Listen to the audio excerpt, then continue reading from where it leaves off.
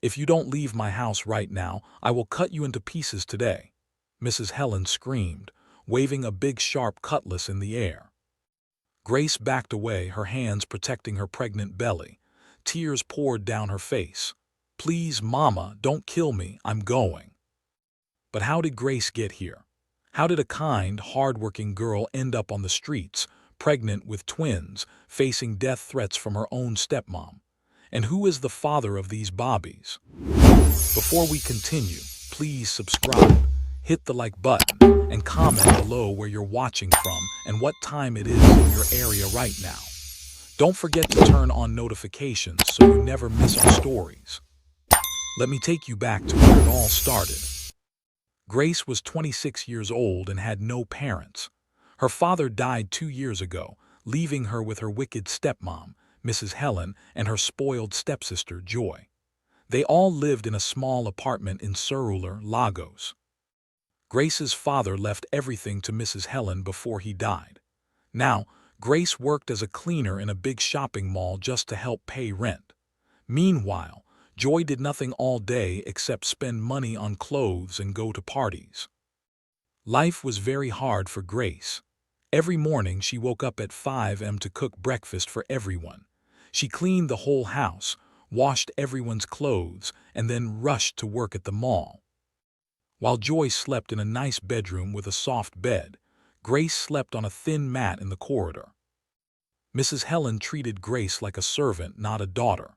Joy would laugh at Grace and call her shameful names. But Grace remained patient and kind, always hoping that one day things would get better. One evening, Grace was cleaning the top floor of the shopping mall. She was very tired but kept working hard. Suddenly, she bumped into a tall, handsome man wearing an expensive suit. "Ah, I'm so sorry, sir," Grace cried out. The man's hot coffee spilled all over his white shirt. Grace was terrified. She thought he would shout at her or get her fired. But the man didn't shout. Instead, he smiled. Grace quickly brought out her small handkerchief and started cleaning the stain. "Please, sir, I'm very sorry, I didn't see you coming." The man looked at Grace's kind face and gentle eyes. "It's okay, accidents happen, what's your name?" "My name is Grace, sir." "I'm Daniel," the man said, still smiling. What Grace didn't know was that Daniel was the young CEO of the biggest company in Lagos. He was very rich and powerful, but he was also tired of meeting proud, fake women who only wanted his money. When he saw how humble and kind Grace was, something touched his heart. "Can I have your phone number, Grace? I would like to thank you properly for trying to help me," Daniel asked. Grace was very shy. No rich man had ever asked for her number before. Her hands shook as she wrote it down on a piece of paper. From that day, everything changed. Daniel called Grace every single day. They talked and talked on the phone. He visited her during her breaks at the mall and bought her lunch. They laughed together. They shared their dreams. For the first time in her life since her father died, Grace felt truly happy. 3 months passed quickly. Daniel invited Grace to a beautiful hotel for dinner to celebrate her birthday. Grace had never been to such an expensive place in her whole life. Everything was so beautiful, the lights, the music, the delicious food. "Happy birthday, Grace," Daniel said, holding her hand across the table. "You deserve all the happiness in this world." Grace smiled. Her heart was so full of joy, but what she didn't know was that evil eyes were watching them.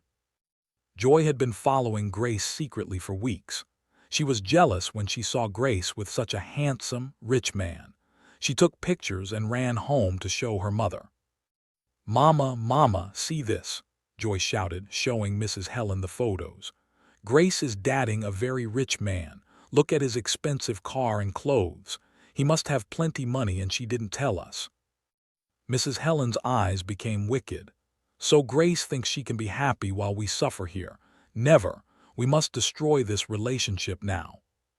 Together, these two evil women made a terrible plan.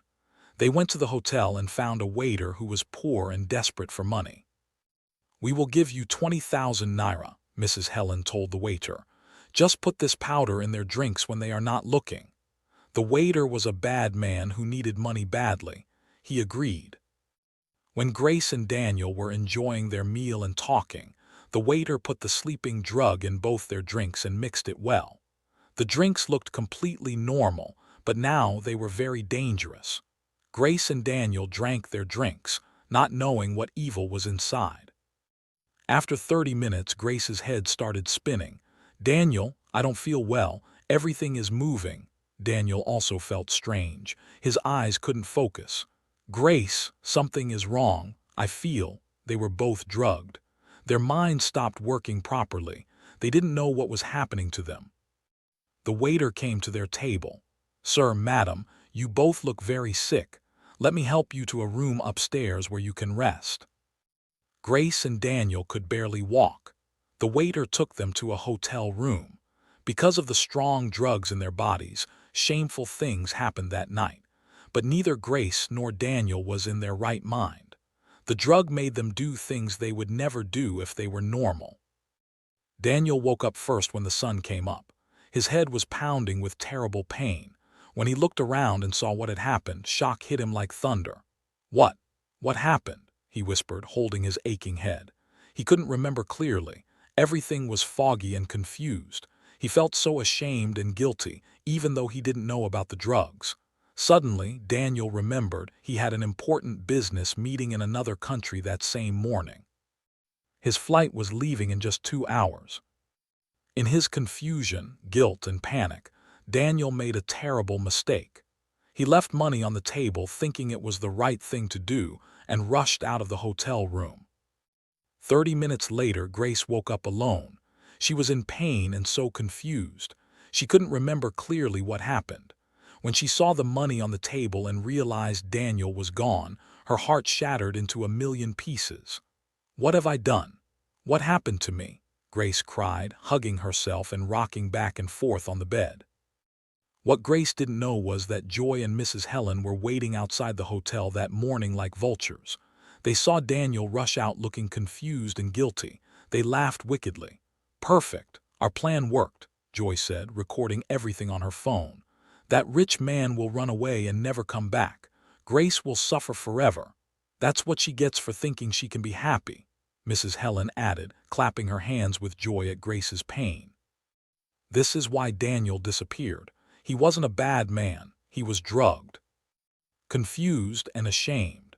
He went abroad for his business trip, feeling too guilty to face Grace, not knowing that wicked people had planned everything to destroy their happiness.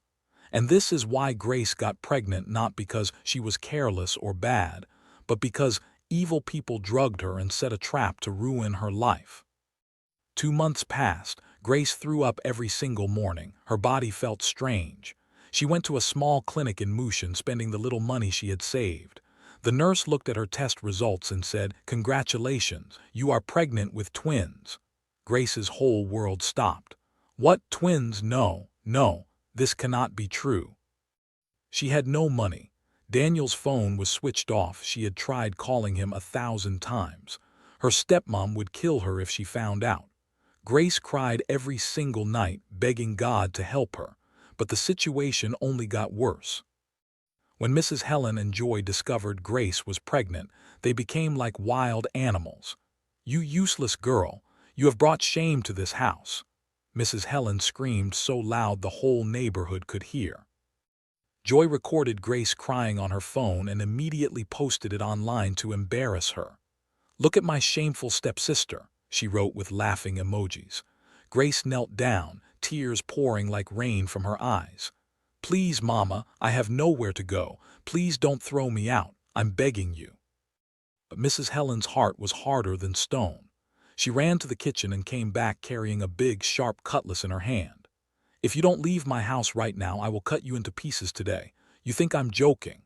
Mrs. Helen waved the cutlass in the air, moving closer and closer to Grace. Grace had never been so terrified in her entire life. She backed away, her hands protecting her pregnant belly.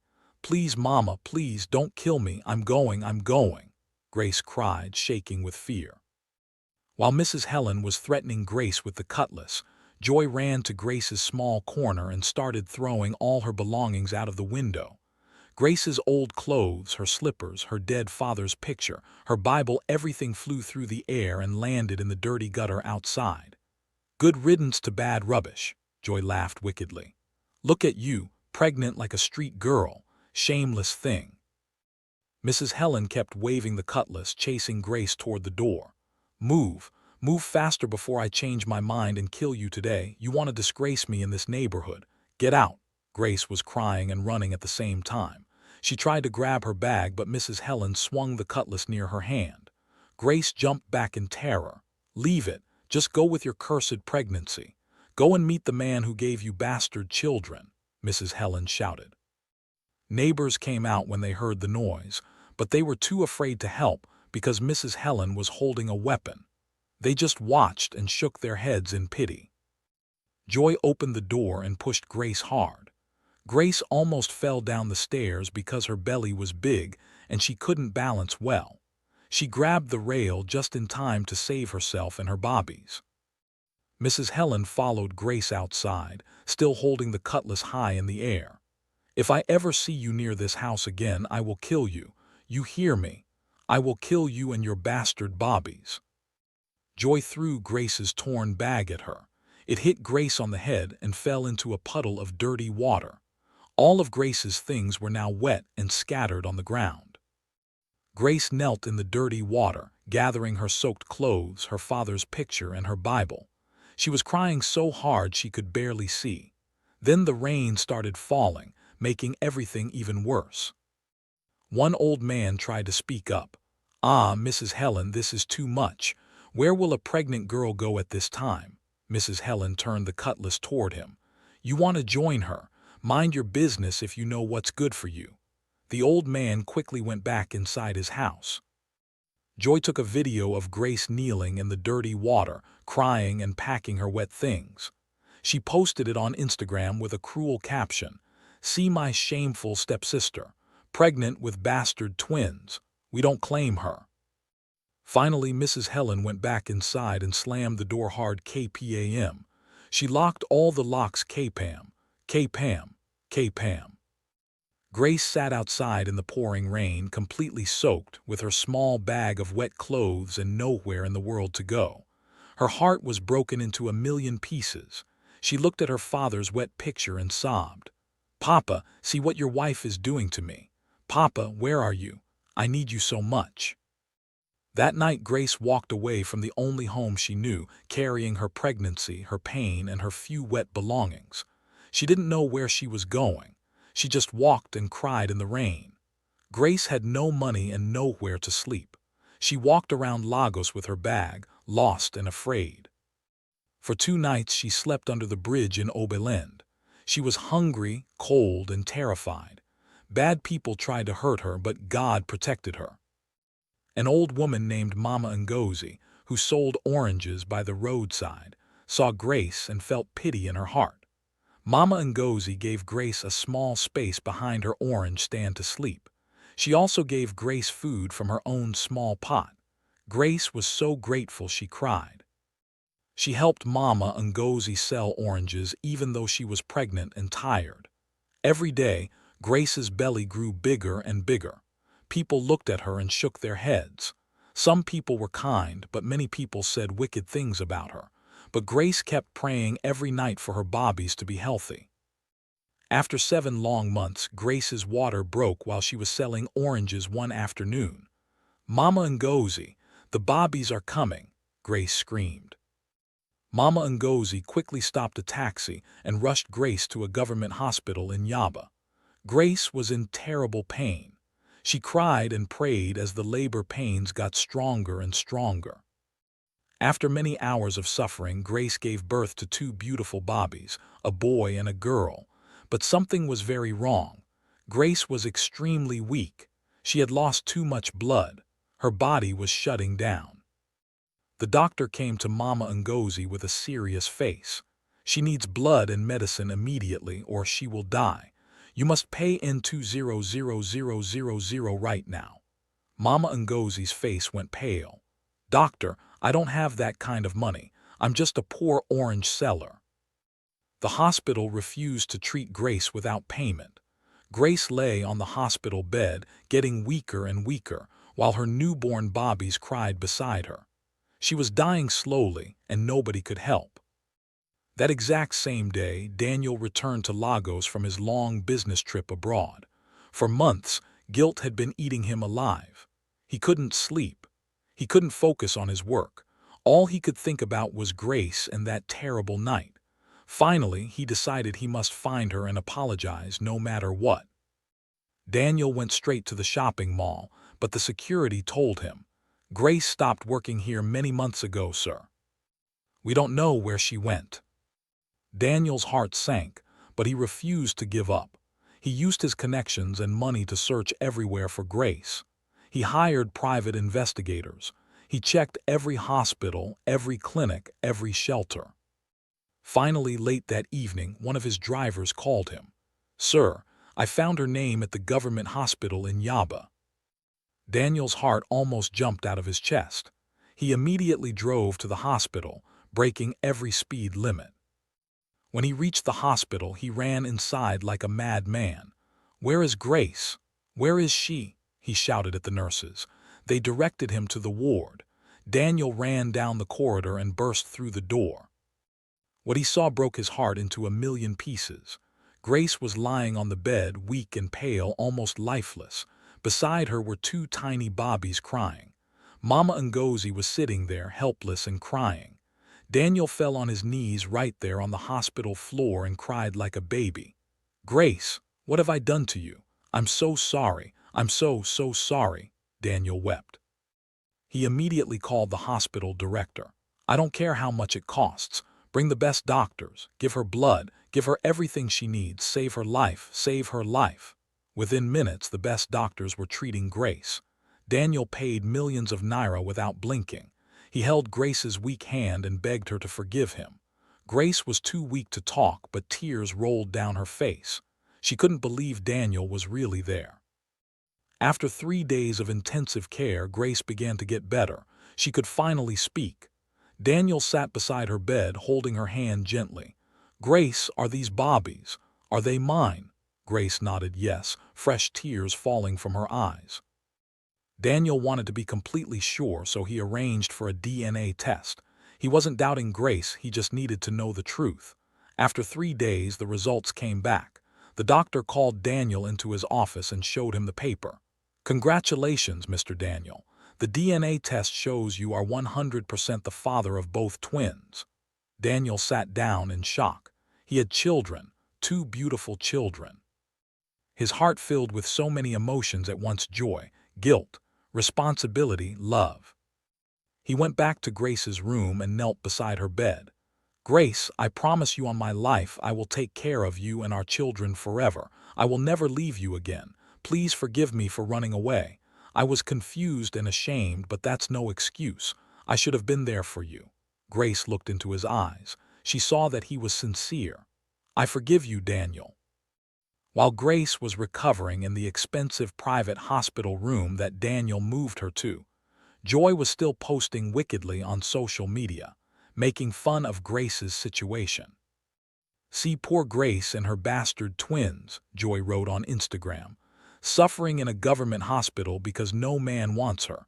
What a shameful life." Daniel saw Joy's post. Anger filled his whole body. He decided it was time for justice. Daniel used his power and connections to investigate Mrs. Helen and Joy thoroughly. What he discovered shocked him. Mrs. Helen had been stealing money from Grace's father's property that was supposed to belong to Grace. She had sold Grace's father's land and kept all the money. Joy had been using that stolen money to live her big girl life, buying expensive clothes and going to parties. But that wasn't all. Daniel's investigators found the waiter from the hotel.